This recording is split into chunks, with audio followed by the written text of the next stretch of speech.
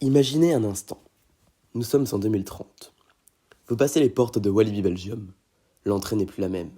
Le paysage sonore a changé. Au loin, une structure hybride, titanesque domine le ciel. Là où se trouvait autrefois un vieux géant de bois. Conda n'est plus le seul à régner sur le parc. Une nouvelle zone mystérieuse s'étend derrière lui. Mais avant ça, retournons dans le passé. Depuis 2017, Walibi Belgium a entamé une métamorphose à 100 millions d'euros. Mais aujourd'hui, alors que le parc fête ses 50 ans avec l'ouverture de Dock World, une question brûle sur toutes les lèvres. Quelle est la phase finale de ce plan? La démolition du loup-garou? Un retract du loup-garou? Une extension géante? Un hôtel thématique? Aujourd'hui, on plonge dans le futur de Walibi Belgium. Bienvenue dans la zone des rumeurs et des projets fous.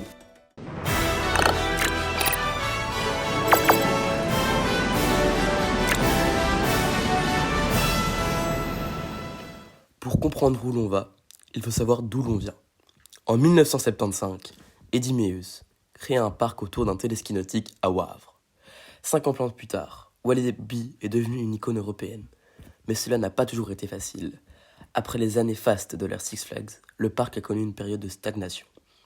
Mais le déclic arrive en 2017.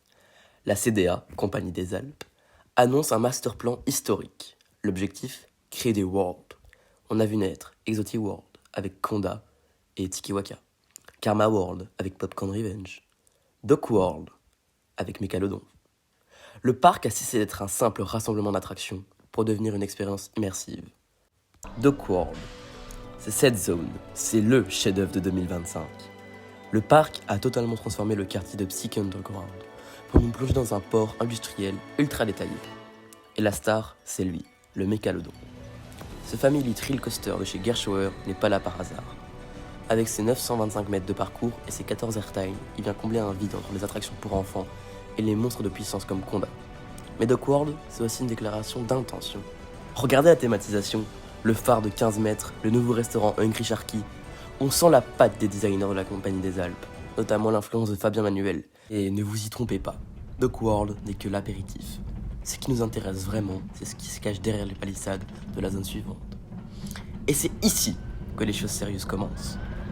Si vous tournez la tête vers l'ouest du parc, vous voyez cette immense carcasse de bois, le loup-garou. Ouvert en 1999, il est le cœur battant de l'entrée du parc. Mais pour combien de temps encore? Les rumeurs sont persistantes. Le directeur du parc, Jean-Christophe Parent, prépare une transformation qui pourrait bien être le projet le plus ambitieux de la décennie. On entre dans le vif du sujet. Le loup-garou est le dernier grand coaster en bois du Benelux. Mais pour les fans, c'est aussi une machine qui commence à devenir inconfortable. Le parc a donc deux options sur la table, et chacune va peut-être diviser la communauté. L'option 1, c'est le Retrack RMC. Pour ceux qui ne connaissent pas, Rocky Mountain Construction est une entreprise américaine spécialisée dans la transformation de vieux coasters en bois en montres de vitesse avec des rails en acier. C'est ce qu'ils ont fait avec A-Tame aux Pays-Bas ou Iron Gwazi à Tampa. On garde la structure, on change les rails, on ajoute des inversions. Ce serait un game changer total pour Walibi Belgium. Mais oublions un instant l'idée d'une simple réhabilitation. Et si Walibi décidait de frapper encore plus haut? Et si le loup-garou était totalement rasé pour laisser place à un monstre de métal et de bois inspiré du mythique Akugei au Japon? Pour ceux qui ne connaissent pas ce coaster, c'est un chef-d'œuvre absolu de RMC. Une structure colossale de 50 mètres de haut. Imaginez une version adaptée à Wavre. Au lieu de suivre les vieux parcours du loup-garou, les ingénieurs auraient carte blanche. On parle d'une chute à 80 degrés, de stalls et d'une vitesse dépassant les 110 km/h. Ce ne serait plus seulement le meilleur coaster de Belgique, ce serait un candidat au titre de meilleur coaster du monde, aux côtés de son voisin, Untamed. Pourquoi ce choix? Parce qu'un nouveau RMC permettrait de corriger tous les problèmes de bruit pour les voisins, tout en offrant une silhouette iconique visible depuis l'autoroute. Ce serait le signal définitif que Walibi jouerait désormais dans la cour des grands, comme Astérix, Phantasialand ou Europa Park. Sinon, il la lancerait pas comme ça. Bon, peut-être qu'on en reparlera. Mais pas aujourd'hui. Mais un coaster n'est rien sans son univers. Les concept art qui circulent, portés par la vision de Fabien Manuel et probablement les équipes de la CDA, dessinent un futur radicalement différent. Adieu la thématique poussiéreuse, place à la Nouvelle-Orléans. Imaginez une place centrale, inspirée du French Quartier, avec ses balcons en fer forgé et ses orchestres de jazz. Et plus vous vous enfoncerez vers le fond de la zone, plus l'ambiance deviendra sombre et mythique, le bayou vaudou. Mais l'élément central, le véritable cœur battant de cette zone, ce serait l'apparition d'une immense halle couverte. Walibi veut briser la saisonnalité et offrir un refuge immersif aux visiteurs, quand la météo belge fait des siennes. Ce ne serait pas juste un simple toit, mais un espace de vie complet. À l'intérieur, on nous murmure l'installation d'un flat ride thématisé. Imaginez un disco coaster ou un twist Mac, mais totalement intégré au décor vaudou et colonial de la halle. On pourrait rider à l'abri, entouré de décors de bayou et des façades colorées. À côté de l'attraction, on pourrait imaginer un restaurant de spécialité. On oublie les snacks classiques, place au jambalaya, au gombo et aux célèbres beignets de la Nouvelle-Orléans. Ce serait l'endroit idéal pour s'imprégner de l'odeur des épices cajuns, pendant que les attractions tournent juste à côté. On y pense vraiment. Nous devons avoir de la place assise couverte si nous voulons continuer à vous accueillir dans de bonnes conditions, aussi bien d'Halloween que de Noël. Bonjour, j'ai une question au sujet du loup-garou et du vampire. Vous pensez quoi de la future zone, la Nouvelle-Orléans? Je vois que vous êtes bien informés. La Nouvelle-Orléans, c'est la nouvelle théma. Mais ça ne m'étonne pas que vous soyez informés. Hein. Donc, Festival World, effectivement, qui sera plutôt une zone sur la thématique de la Nouvelle-Orléans. C'est très clair, c'est vraiment ça.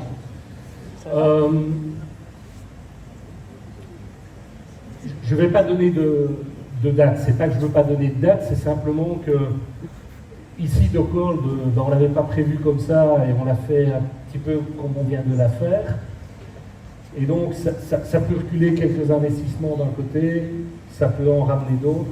Mais pour être très clair avec vous, je considère personnellement que le vampire n'est plus une attraction conforme aux souhaits des...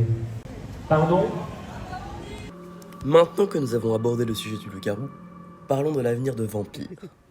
Inauguré en 1999, ce LLC de chez Vekoma est une école visuelle du parc. Mais soyons réalistes, c'est une machine qui vieillit, qui demande énormément de maintenance, et qui est réputée pour son confort, disons, musclé. La rumeur qui prend de l'ampleur, c'est que le Vampire pourrait vivre ces dernières années. Pourquoi ? Parce que son emplacement est le plus stratégique de tout le parc.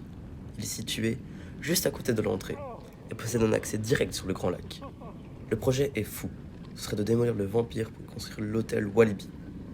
En libérant cette emprise au sol massive, le parc pourrait ériger un complexe hôtelier de plusieurs étages. Imaginez le prestige, des chambres avec balcon offrant une vue plongeante sur le lac, le Pulsar, et au loin, le Condat. Ce serait l'étape ultime pour transformer Walibi de parc d'un jour en une véritable destination de séjour, un resort avec Aqualibi. Remplacer une attraction bruyante par un hôtel calme et haut de gamme permettrait aussi de mieux gérer les nuisances sonores pour le voisinage, tout en offrant aux résidents un accès privilégié à la nouvelle zone Nouvelle-Orléans. Alors, seriez-vous prêt à dire adieu aux vampires pour pouvoir dormir au cœur même du parc ? J'aimerais bien le savoir en commentaire. Est-ce que dans le futur, ils vont faire des hôtels pour dormir à Walibi ? Alors là, D'abord virer les voisins. Dormir à l'hôtel.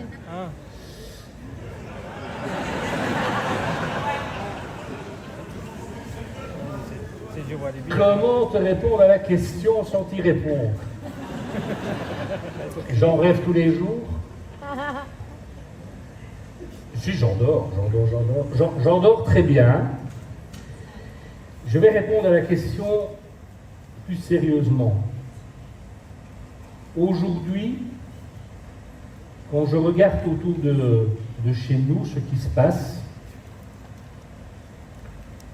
je vois que Parc Astérix, c'est un resort. Je vois qu'Efteling, c'est un resort. Je vois que Popsalan devient un resort. Je vois que Peridaisa devient un resort. Qu'est-ce qui nous empêcherait de le faire ? Rien. Les voisins. Le voisinage, ouais, à fond. Ouais, les permissions. acheter la maison des voisins et tout virer. Rien, sauf peut-être quelques grincheux qui ne voudraient pas m'accorder le permis. Et ça, Et ça, il y en a. Encore plus à gauche de Vampire, l'entrée. Pour comprendre le futur de l'accueil à Walibi, il faut replonger dans les archives du master plan. Dès 2017, des concerts d'art signés Fabien Manuel, oui, toujours lui, le gars de Walibi, dessinaient déjà une vision radicalement différente de l'entrée que nous connaissons aujourd'hui. Regardez ces visuels. On y découvre une volonté de transformer le paysage sous les voies ferrées en une véritable place de village. L'architecture a abandonné le côté bétonné pour un style plus organique et chaleureux, avec des murs ocre, des tuiles romaines et des effets de pierre apparentes. Sur le premier concept art, on remarque un point info central très thématique, surmonté d'une girouette en forme de boussole. C'est l'idée d'un point de départ pour l'explorateur. On y voit aussi une Walibi Social Map, géante, un élément interactif qui permettra aux visiteurs de se repérer tout en partageant leur expérience sur les réseaux sociaux. Le second visuel, lui, nous montre la Wavre Trading Company, établie en 1975. Un clin d'œil direct à l'année de création du parc.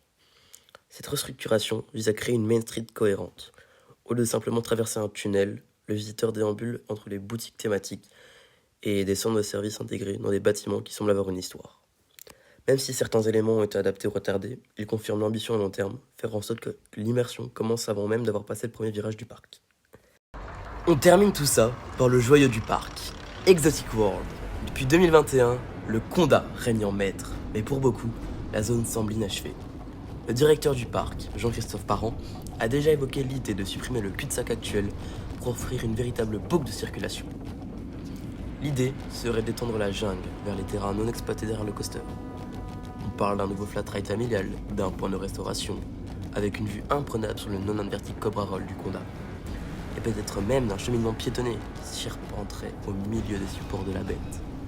doit certainement, ou en tout cas avait comme objectif d'être une zone un peu plus obscure, sans parler de peur. Il y a quelque chose qui va certainement se tramer là, derrière. Ok? Enfin, l'ouverture. Ça, c'est parfait. Bref, sur ce, c'est la fin de la vidéo, j'espère que celle-ci vous aura plu. N'hésitez pas à vous abonner à ma chaîne Sacha Coaster, à partager la vidéo. C'était Sacha, prenez soin de vous, salut!